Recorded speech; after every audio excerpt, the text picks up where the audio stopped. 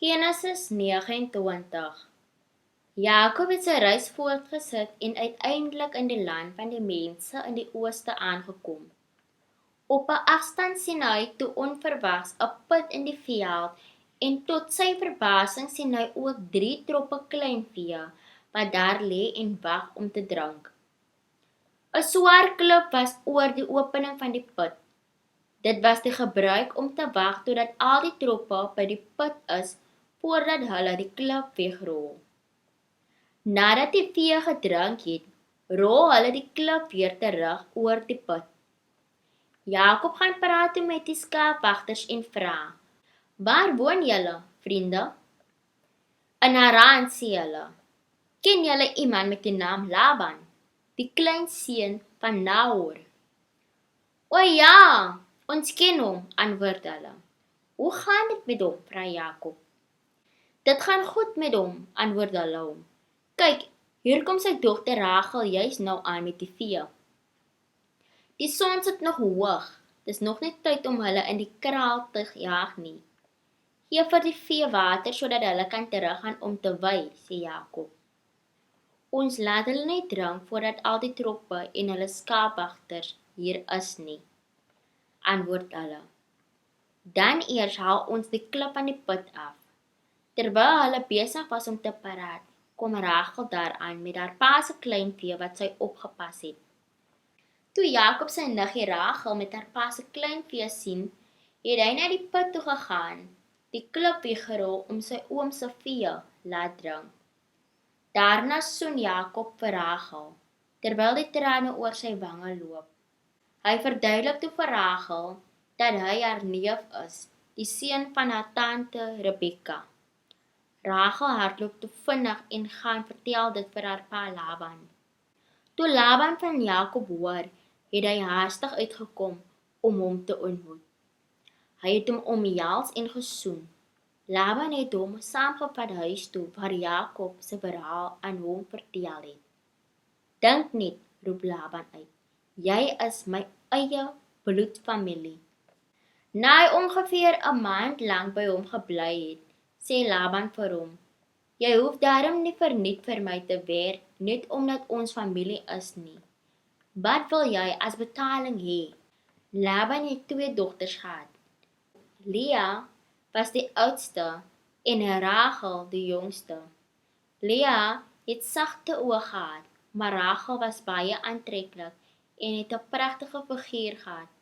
Jakob was verlief op Rachel.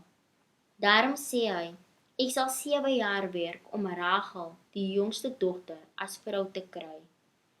"Afgespreek," sê Laban. "Ek sal haar eerder vir jou gee as vir iemand buite die familiekring. Bly by ons." Jakob het toe 7 jaar gewerk om Rachel as vrou te kry, maar hy het haar so lief gehad dat dit vir hom soos 'n paar dae was. Toe die tyd verby was, sê Jakob vir Laban: "Ek het my deel van die ooreenkoms nagekom. Gee haar nou vir my sodat ons kan trou." Laban nooi toe almal in die omgewing uit om saam die bruiloft te kom vier.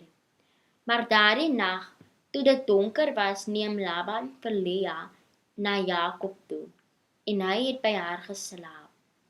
Laban het Silpa as persoonlike slavin vir Lea gegee. Toe Jakob die volgende oggend wakker word, sien hy met skok dis Lea. "U het my bedrieg," sê Jakob vir Laban. "Ek het 7 jaar lank vir u gewerk om Rachel te kry. Hoekom het u my verskil?"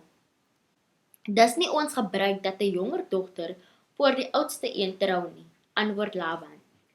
"Wag totdat die huweliksweek verby is, dan gee ek Rachel ook vir jou, op voorwaarde dat jy nog 'n verdere 7 jaar vir my werk." Jakob het ingestem. 'n week na die huwelik met Lea het Laban ook Rachel as vrou vir hom gegee. Laban het Bilha as persoonlike slavin vir Rachel gegee. Jakob het toe ook by Rachel gaan slaap. Hy het haar baie liewer gehad as vir Lea en nog 'n verdere 7 jaar vir Laban gewerk. Omdat Lea minder geliefd was, het die Here vir haar kinders gegee, maar Rachel was kinderloos. Lea het swanger geword en 'n seun in die wêreld gebring en hom Reuben genoem, want het sy gesê, die Here het my verdriet gesien, dalk sal my man my nou lief hê. Sy het weer swanger geword en nog 'n seun in die wêreld gebring. Sy het hom Simeon genoem, want het sy gesê, die Here het gehoor dat ek minder geliefd is, daarom het hy my nog 'n seun gegee. Sy het nog 'n keer swanger geword en 'n seun in die wêreld gebring.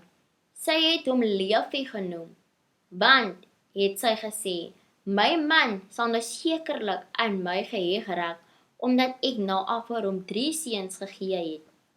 Sy het nog 'n keer swanger geword en 'n seun in die wêreld gebring. Sy het hom Juda genoem, want het sy gesê, nou sal ek die Here prys. Daarna het sy nie meer kinders gehad nie.